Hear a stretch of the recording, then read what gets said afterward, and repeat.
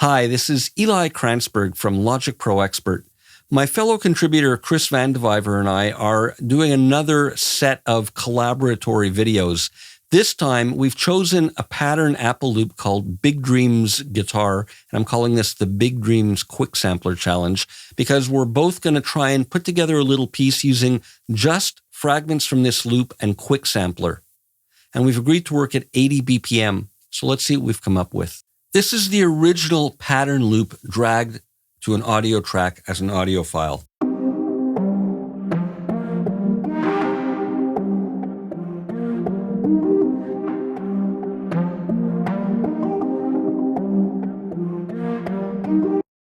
Now I'm going to play you the little piece that I put together using QuickSampler and various incarnations of bits of this loop, and then I'll break it down and show you exactly how I created each sound.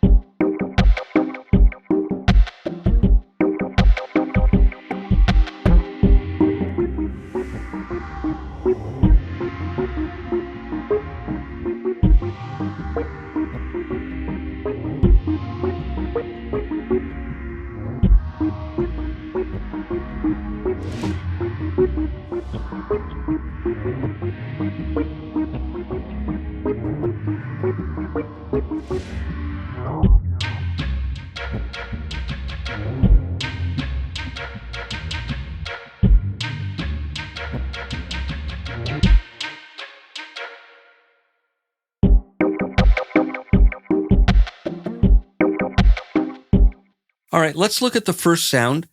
So I've created all of these by dragging and dropping this audio file directly onto the track header and creating a QuickSampler instrument. So the first one I'm using in slicing mode, and I've shortened the release envelope so it's nice and short, and I'm sending to a bit of reverb. That's all I've done on this one. And then I've just programmed up the individual slices. This is what it looks like in the piano roll. And this is it in the score. So pretty straightforward, and the reverb that I'm sending to is kind of an unusual instance of Space Designer. It's one of the presets from the warped effects in moving spaces. Now let's go to the next instrument. I'm going to bring back our QuickSampler. We'll solo this one. And here, I've loaded this in classic mode, and I'm using just the attack release envelope for the release here, just to affect the amp envelope. And I've got some unipolar modulation with a triangle wave, and it's set to modulate the cutoff on the filter.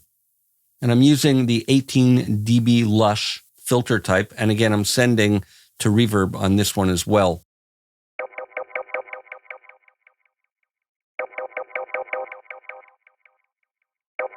Now I've got some tape delay.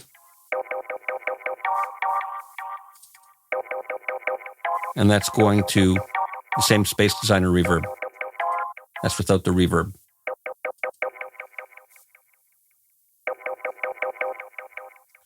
So pretty straight ahead, and the part is, again, nothing too fancy.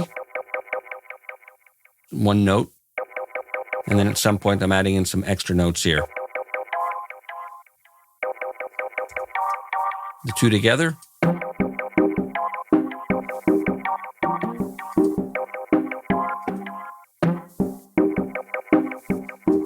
Now let's go to the third one, which is what I'm using for a kick sound, and listen to this. So it's a very short sample. I'm zoomed in here, the little fade at the end. And again, I've got some filter cutoff with drive and resonance for the click. Get a real resonant boost there. To add some click on. And I'm using the sub bass plugin here. To add some low end and some compression after the fact. Now the next one, I've got a whack load of plugins on here, but this is what I'm using as a backbeat. So again, it's a very short sample.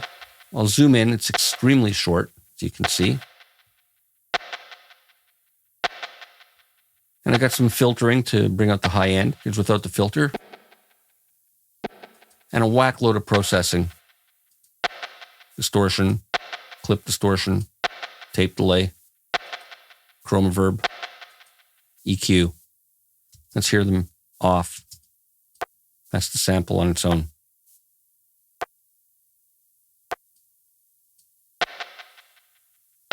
So it really adds a lot. Now I have a weird pad here next. Let's go to the QuickSampler instance and I'll just solo this and we'll go to this section that's playing the pad. Now here I've got the follow tempo set up and the playback speed set to 1/8. So it's really slowing it down. And I'm modulating over here the loop position with the first LFO. Nice and slow. And the second one, I'm modulating pan, that you can see here.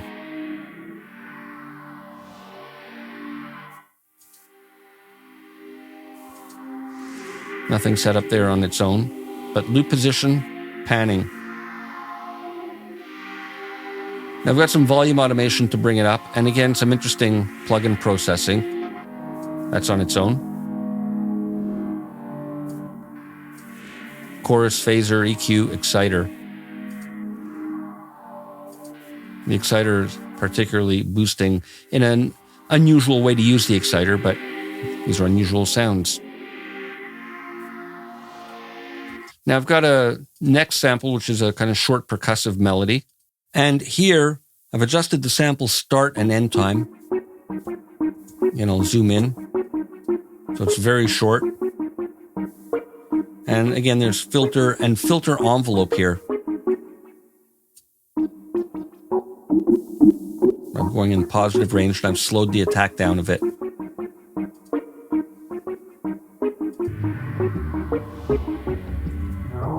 Now let's go to the next section where I have another kind of melodic sound happening.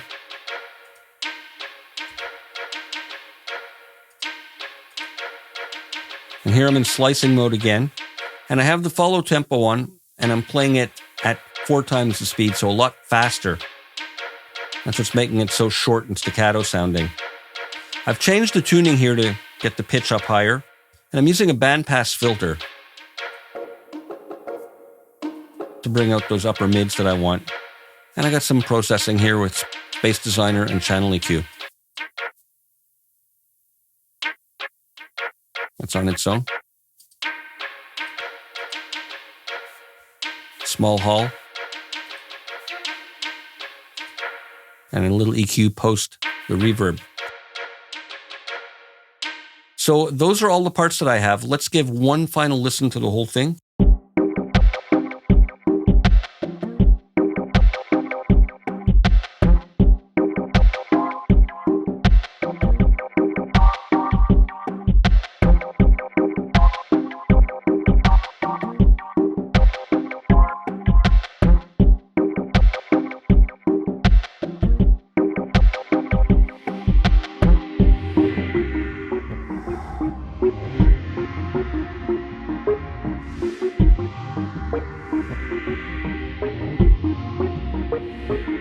Got some pan modulation here.